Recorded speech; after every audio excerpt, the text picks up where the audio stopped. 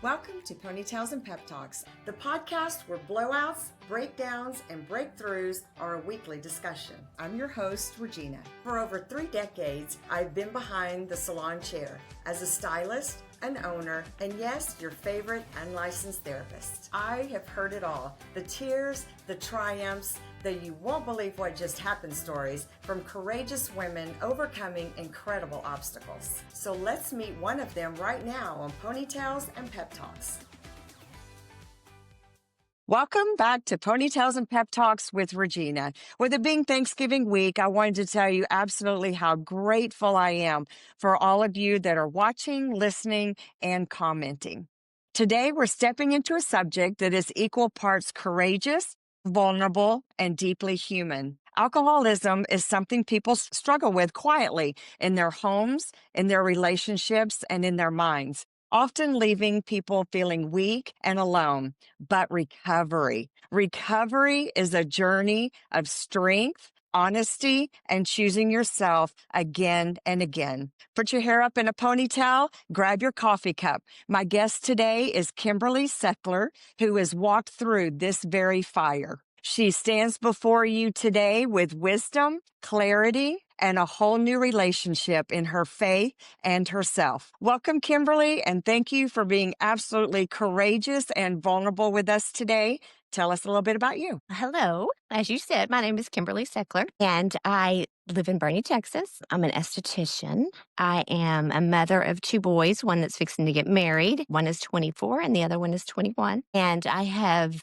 recently really started getting into the organic natural oils and things like that that can help our system and our brains and our minds and our bodies to heal from the destruction that we've pretty much inflicted on it over the years. And I've been sober for 7 years now, 7 years, 1 month, and 23 days to be exact. Wow. I usually don't keep track of it, but since I knew we were going to be talking about it, I wonder. So I knew it had been 7 years, but I didn't know the exact month and date and all the good stuff anymore. Really track it like I used to. It's a very vulnerable road. It's a very challenging road.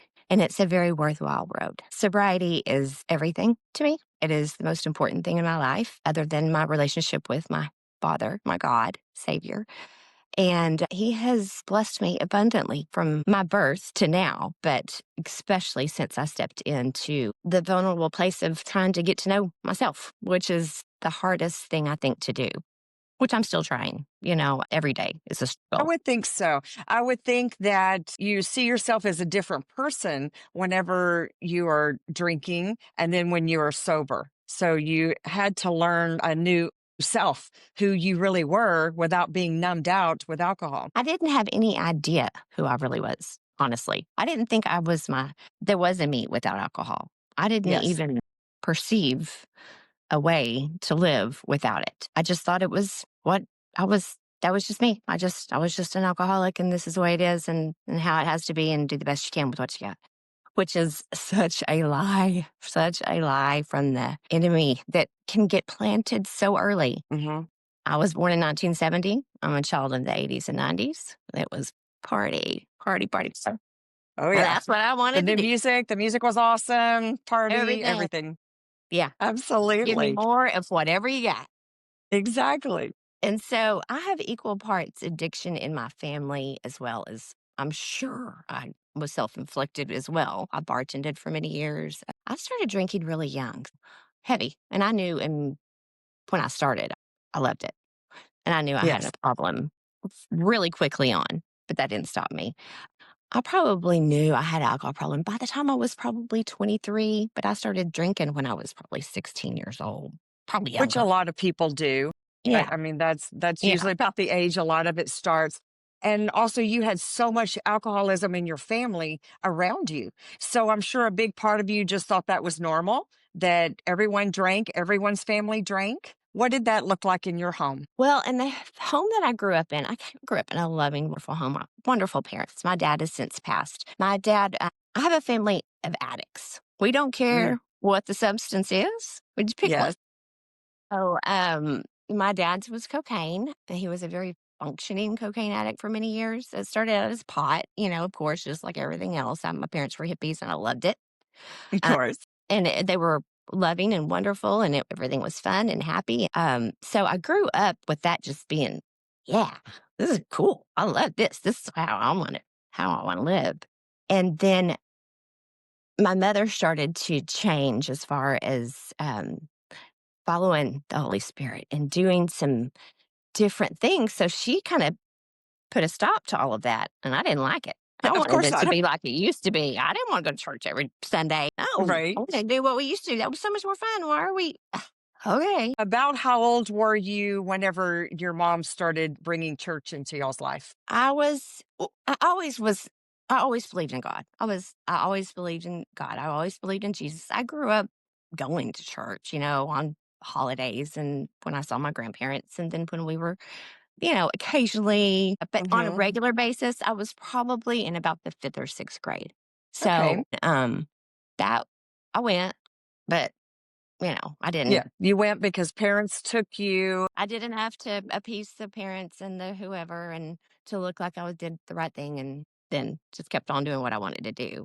I have a very Exactly. rebellious streak, which also can be God given, but it has to be reined in and used in his context instead of like, don't tell me what to do. I lived in a very controlled home, which was really strict and really made me push back with my rebellious spirit. I was like, well, I'll just sneak out. Exactly. I'm gonna do what I wanna do, so you can tell me not to, but I'm gonna do it. You're not gonna know.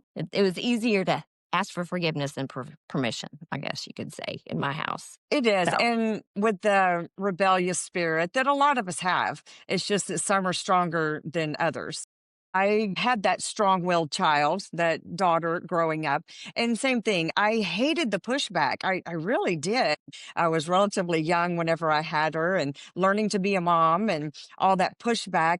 It drove me crazy. But at the same time, once she became more of an adult, as you say, she took that willpower and made something better of it. Then she was able to stand awesome. up to her friends later. She was able to stand up for herself. Turning that into the positive direction, it is an amazing quality that Right. Right. most of us have. Right. So instead of fighting that, well, I'm just a rebel. Just, God made you and he didn't want you to use it for your destruction, which is No, it's be a rebel against the bad, be a rebel against the that's things that are it. not good for us. Amen. And that's where we need to focus that. Absolutely. What was the hardest part when you decided to get sober? What were your thoughts whenever that happened? Well, as I said before, I didn't even think I didn't know who I was. I didn't Hmm. alcohol was my identity. I didn't think I was Yes. gonna ever have fun again. I thought everything was gonna be boring. I thought, I don't know what I thought. I just Hmm. believed a lot of lies is what I did that had been planted in, the earlier the enemy can get a hold of your mind, and mine was pretty early. Deciding to get sober was how am I going to live every single day? What am I going to do with myself if I'm not drinking? Where am I going to get any confidence? That was the only place that I had any confidence was alcohol. My confidence level was so low. The liquid courage is it's Liquid for courage was lovingly known as. served me well for many years because, there's a Yeah, reason people drink. There's a reason. It has some good things. That makes you feel pretty good, until it it does doesn't. until it doesn't. Until it doesn't. Exactly. It's not like anybody, like you've heard before, decides I'm gonna become an alcoholic. But that was probably the hardest, is trying to figure out just fear of who am I? I don't even know. It was really hard for me to leave my children to go to rehab. Hmm. That was like for years. I was like, but I can't. But they were littler at the time, and I was still a good mom. I still loved my kids. I still Yes. did everything I could. I was a pretty functioning alcoholic. I've had DWIs. I should be in prison. God totally saved me. Oh, 100%. I should 100% be in prison today. thank you for sharing that. Yeah, a week doesn't go by. This could make me cry. That I get to stare at this window instead of some gray walls because I should be staring at some gray walls right now. Yeah. And thanks to the grace and mercy of God, I am not. So anyway, Absolutely. yeah. Yes. So Thank you. and it was really hard for me to admit it to my boys that, moms, I can't do it. It's hard to admit how powerless you are. a lot of Yeah. self-control that you have as a person, And do you and that's think why your we have fun. children really knew what was going on? Like they were aware. What is the Yeah. moment that you decided I have to do this aha moment? I have to go do this now. What did that Well, day there look like? there was a series of things, and there was a series of days, but the actual day that said, "That's it seemed so insignificant because it had happened so many times, but God just allowed me to see what I was really doing. But I had asked my kids probably for the 4th or 5th time, "Are you hungry? Have you done your homework?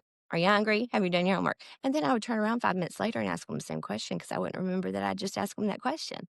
Oh, Yeah, it's pretty bad, pretty embarrassing, pretty humiliating. And my oldest son has a whole different personality than my youngest. He's just like, oh, super yeah. happy, loves his mama no matter what. My youngest, he's a little more observant. He kind of sits back and looks. And on this particular day, I had asked him for the umpteenth time if he was hungry, if he did his homework, and he gave me a look of utter disgust. Um, yeah. That had to have broken your heart. Oh, yeah, yeah. But that was the cherry on top. And there had been quite a few things that had happened. And like I said, I knew I was an alcoholic at an early age. I knew I needed Hmm. help. I didn't know.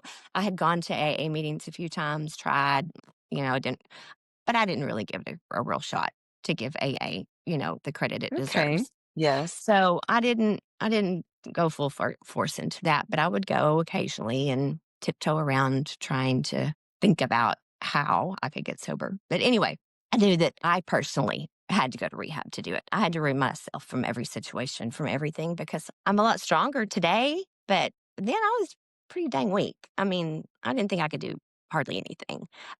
The series of things before that, I had just gone back to school to be an esthetician. As I said, I'm an esthetician. Okay. And the class had started of dermaplaning. Dermaplaning is where you use a straight razor to shave off dead skin and vellus hair. Well, my Yes.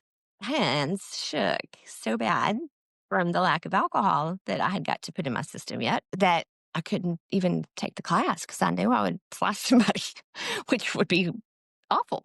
And so That's a here I am huge spending all of this. realization for yourself. Yeah. Yes. And so here I am finally going to school, being an esthetician that I'd always wanted to do Hmm. forever. And I'm ruining it, so that was like a Oh, little hang. And then I met my now husband and we went on our first date and I didn't know he didn't drink. I would have never gone out with him if I know he didn't drink, by the way. Yeah, but really, I God had wouldn't other have. plans. God God had had other other plans. plans. That's why you didn't know. Exactly, exactly. And so we met for dinner, and I met him up at the bar. And of course, I had ordered a drink, and he ordered tea. And I was like, "Why aren't you having a drink?" And he told me, "I quit drinking 5 years ago." And I was like, "I'm going out with this guy again. That's not good." And anyway, like you said, God had other plans. That's So, right.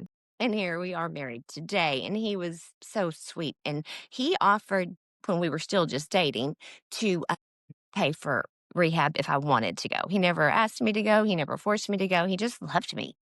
Oh, And I didn't that's know why. precious. And he did say Oh, something. Yeah, he said something to me that is so amazing.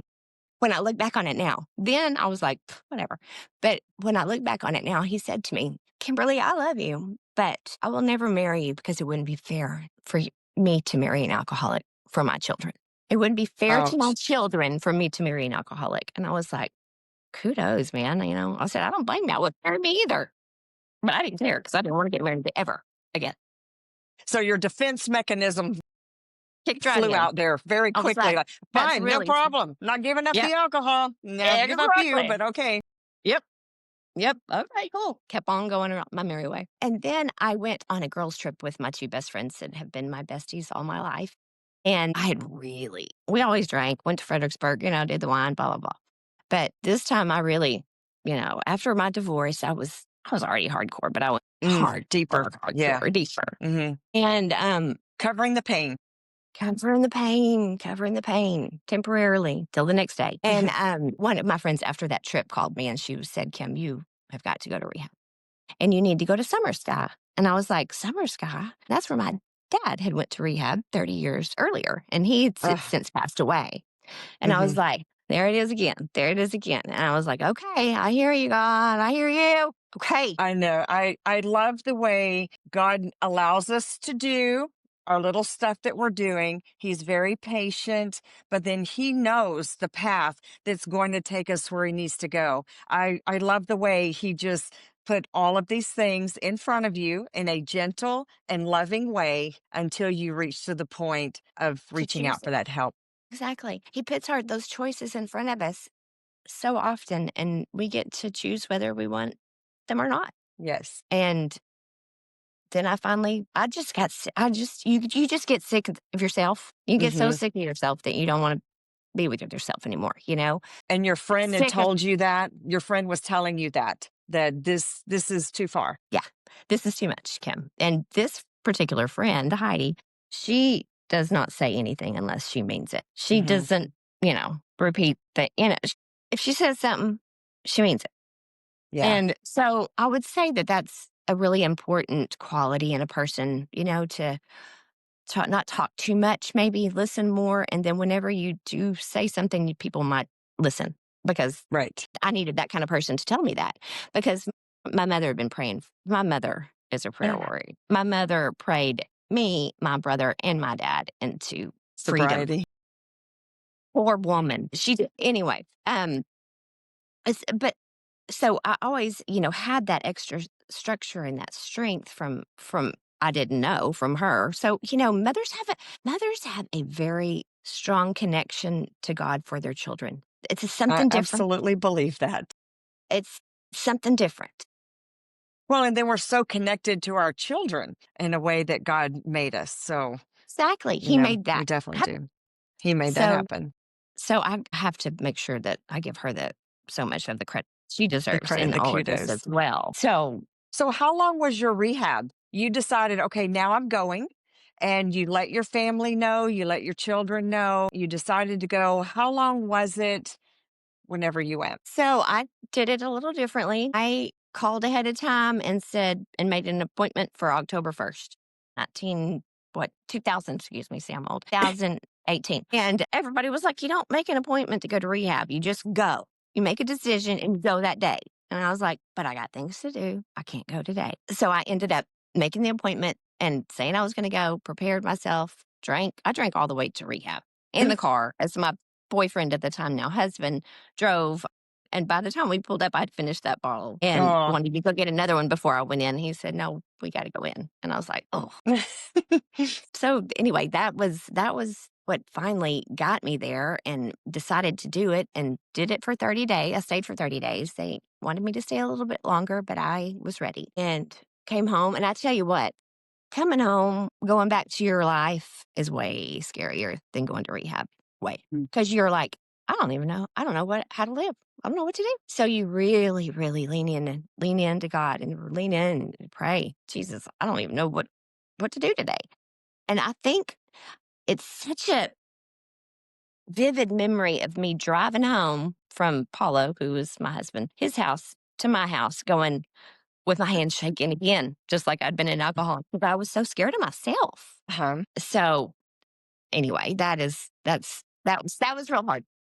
At what point in recovery did you realize I have the strength to do this? What were you telling yourself? Well, that's a really good question, Regina, because I just kept telling myself to just try to take care of myself. Try to do what I say I'm going to do. I had never been a person that followed through. I mean, Oh. forever. I told myself I'm not going to drink today. And what I do, I drink today. So I did not trust myself. I lied to myself on a daily basis, first thing when I woke up, throughout the Which we entire all day. do. Yeah, we Yeah, all yeah, do from yeah, whatever it is that we're using as our crutch. We all yeah, do the same yeah, thing. yeah, yeah. So I had to start really, small, just like you've heard all the cliches say, oh, okay, I'm not going to drink for the next hour. Okay, I did it. Okay, I'm going to go Mm. to the gym. Okay, I did it.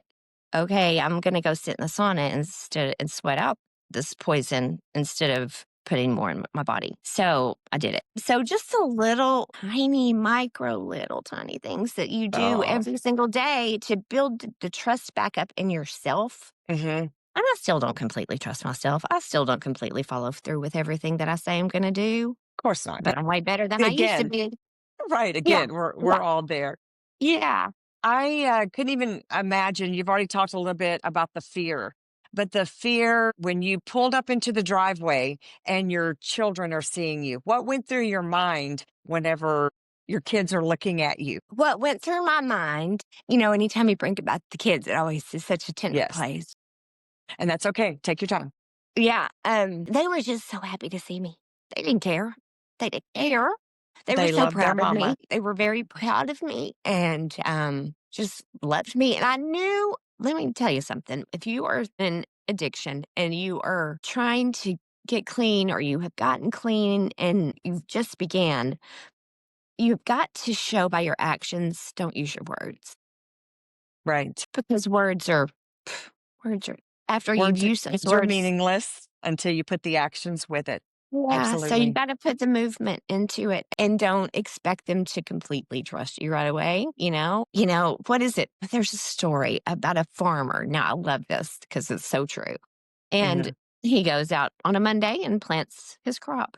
And then he walks out on Tuesday and he's so pissed off because his crop's not grown. He just Right. planted it the day before. Well, I guess I'm not supposed to be a farmer. Forget it, I'll just give up. No, Right. you have to cultivate it. You have let some weeds grow in that garden of yours for a long, long time. And you just pull one weed at a time, and it gets easier and easier. I can't believe I'm sitting here talking to you as a sober person. I really did not think I ever had the strength. And I didn't, but God did.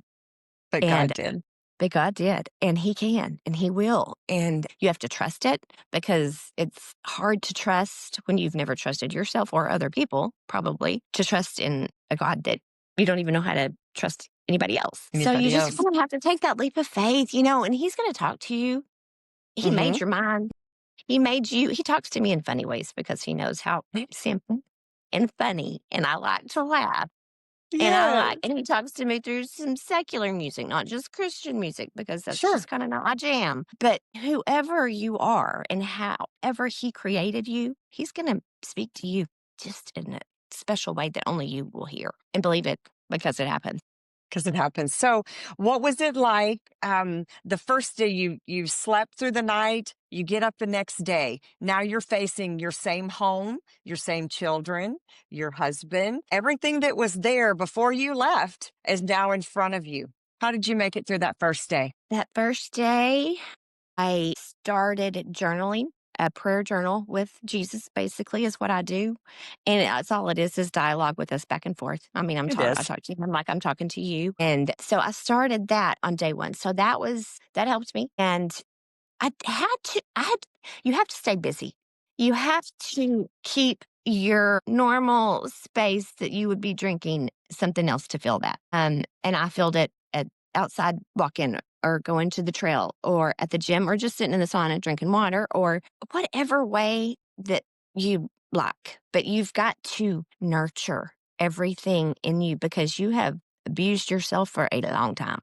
And you need to thank your body for hanging in there with you Hmm. and say, let me take care of you and pet you now. And I'm so sorry. And so that's where my mindset was I had to Sure. go into total wellness into myself, which So, sounds how selfish. many? Well, yeah, you think it is, but it's not. That's what, we're so much more learning nowadays that self care is one of the most incredible things we can do for ourselves Yes. and for our Yes. family and for Yes. those around us. Yes.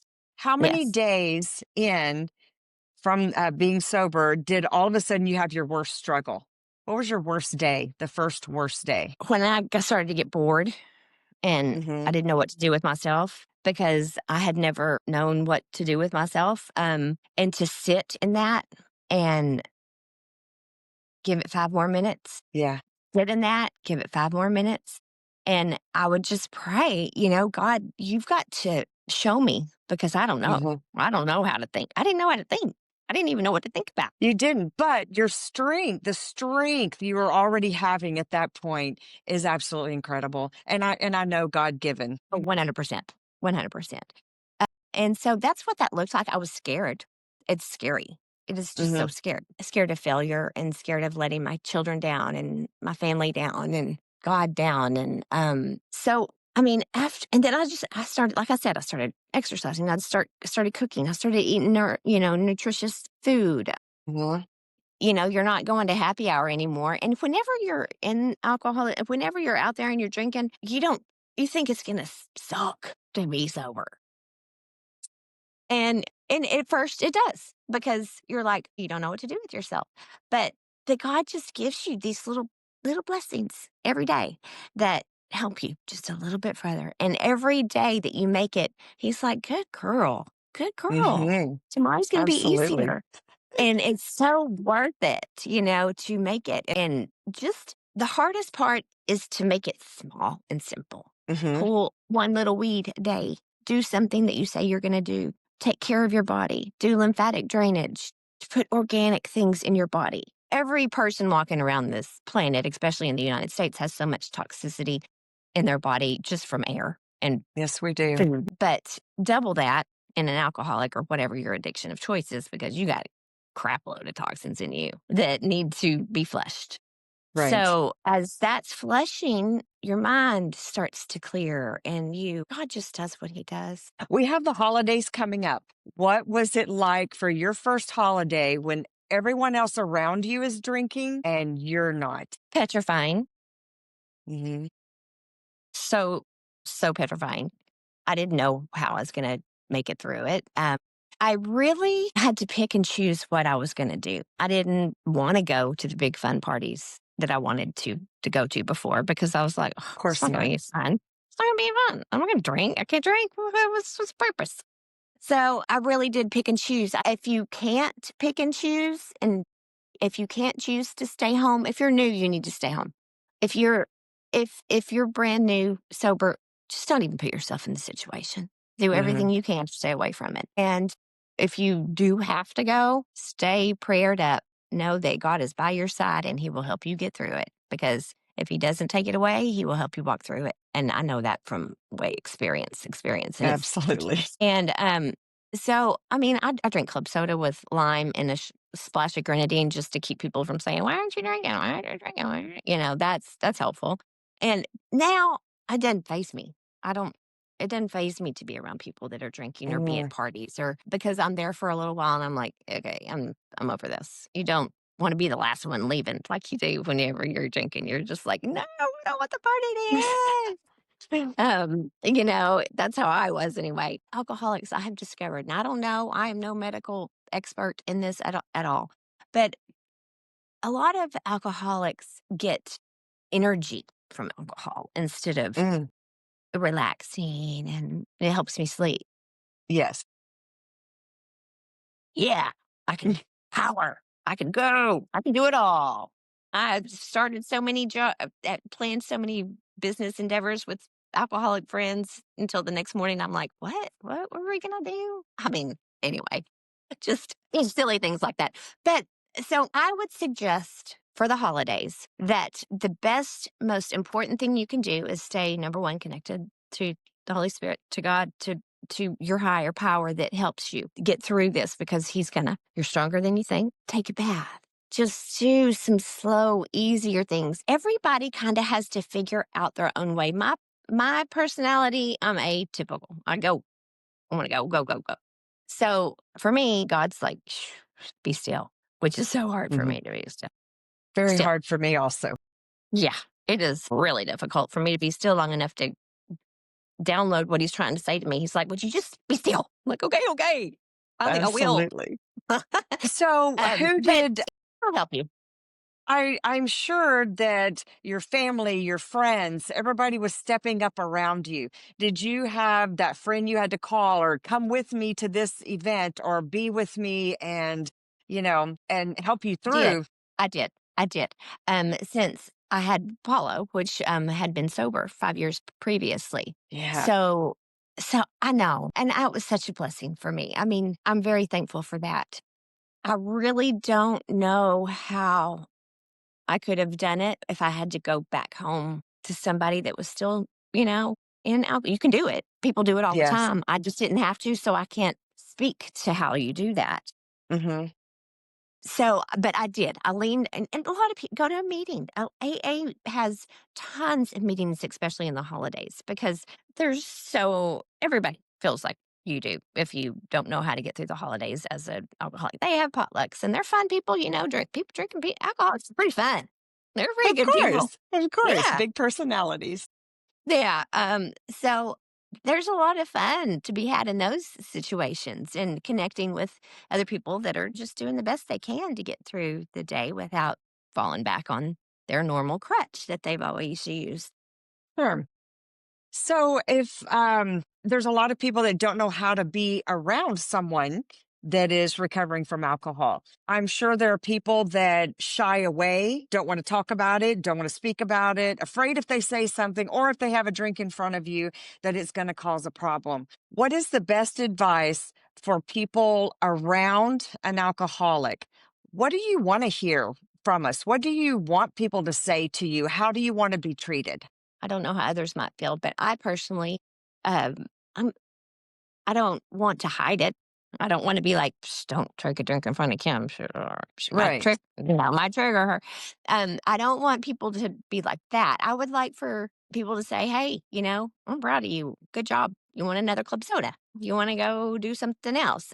Acknowledge it Hmm. without over acknowledging it. Don't. Oh my Yes. gosh, I'm so proud of you. You're so. You're just like, Too much. thank you. Thank you. Be proud. Just if you have somebody in your life that is an alcoholic, just love them and pray for them. That's Hmm. all. Love them and pray for them. But God did also set boundaries. You need to be discerning on how you speak to them. Speak to them with love and compassion, but hold yourself with dignity and grace because God never meant for you to be a doormat. That is not his intention for you. And you do not let anybody treat you like that. If they do, you walk away and God will take care of it for you. But doormats was never his intention for you to live. So, No, not at all. but to give other people, when people would say, hey, people are, hey, I'm so proud of you. You've done, you came this long, and I appreciate it. And it's kind of a funny feeling because you, I'm thankful for it, but I'm not Yes. proud of myself because I didn't do it, you know?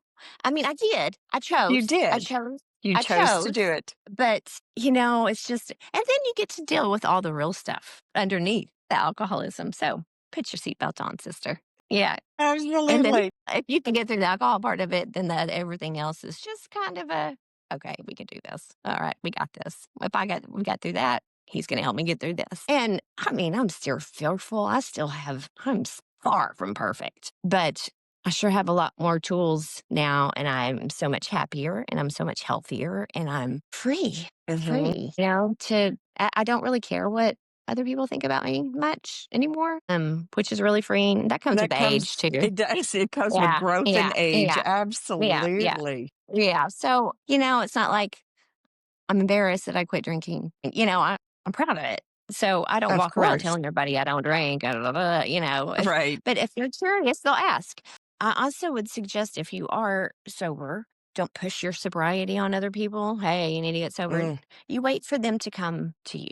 If they come to right. you and say, hey, I would like for you to help me, or can you give me some advice? And then you give it, but don't, you know, So, in it's not for saying them. that, has there been other people you've helped walk through this journey?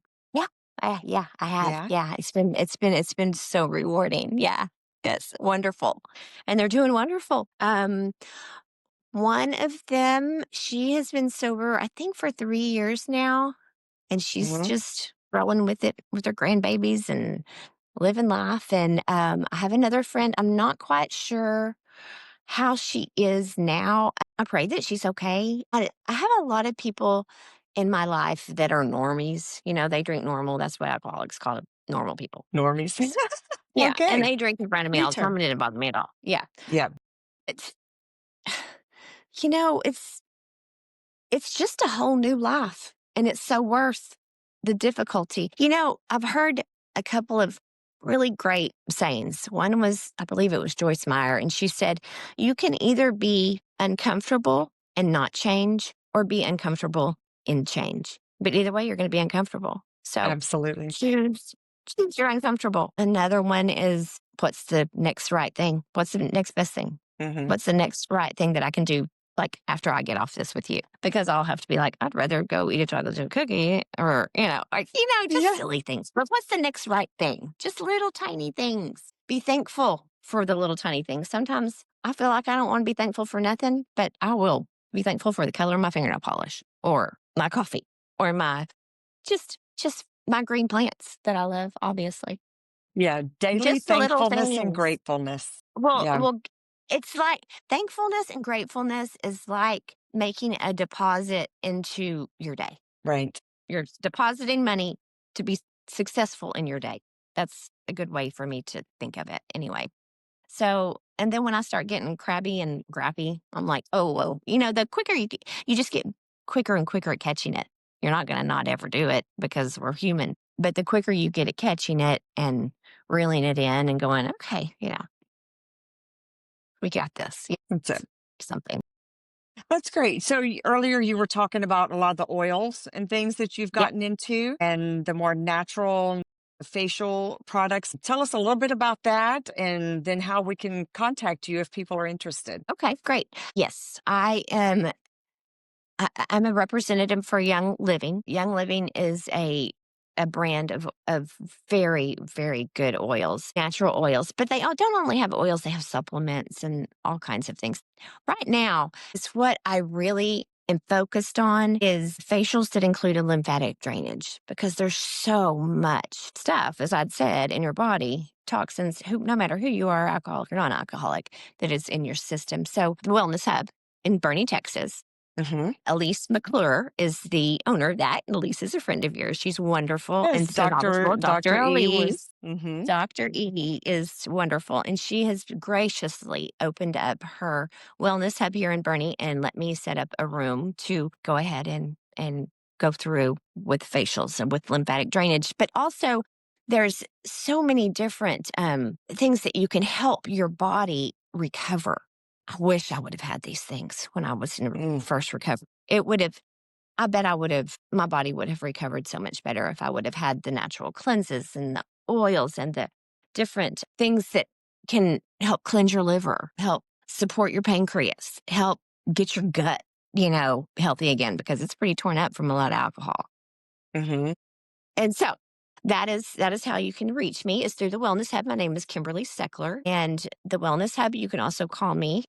If you would like to call me directly, you can do that. 512-289-6, again, in Bernie, Texas. My email is kbks1101 gmail.com. It's 1101 because 1101 was my first sobriety date out of rehab, by the way.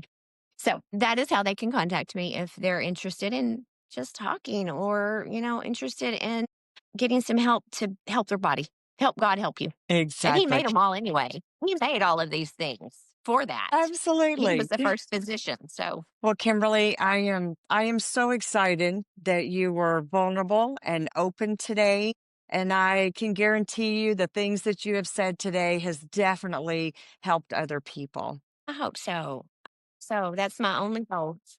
Bobby pin takeaway points today is that recovery is not weakness. It's actually the strongest decision that you can make. And sharing your story help someone else feel less alone. And then sobriety is more than just not drinking, it's discovering who you are without numbing yourself. So, everyone, thank you for listening today to Ponytails and Pep Talks with Regina. If you would like and subscribe, I would be very much appreciated, because I would like to get more content out like this and help other people along the way. Have a great day.